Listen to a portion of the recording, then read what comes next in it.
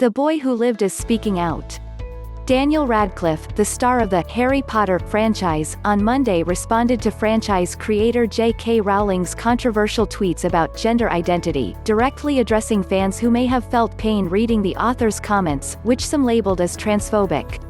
Rowling, who has often come under fire by the large Potter fandom for her social media posts, sparked backlash over the weekend after mocking a headline about people who menstruate. People who menstruate. I'm sure there used to be a word for those people, she tweeted on Saturday.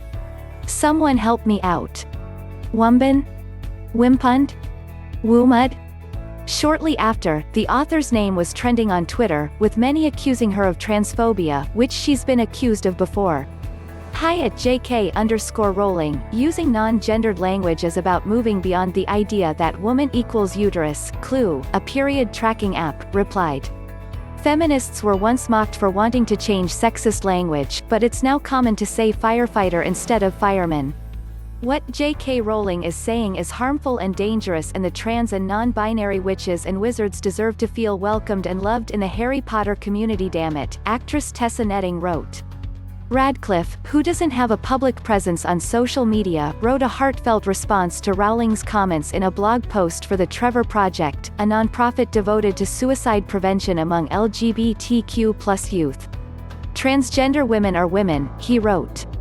Any statement to the contrary erases the identity and dignity of transgender people and goes against all advice given by professional health care associations who have far more expertise on this subject matter than either Rowling or I.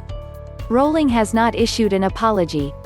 Though in a follow-up to her tweet on Saturday, she wrote in quotes words that she had been called as part of the backlash, including witch and TERF, which stands for trans exclusionary radical feminist.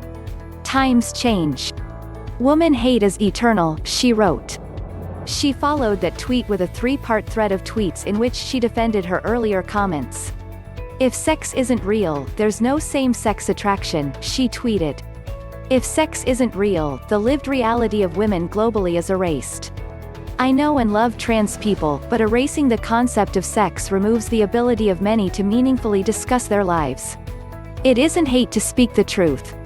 The idea that women like me, who've been empathetic to trans people for decades, feeling kinship because they're vulnerable in the same way as women, i.e., to male violence, hate trans people because they think sex is real and has lived consequences, is a nonsense, she said in the second tweet.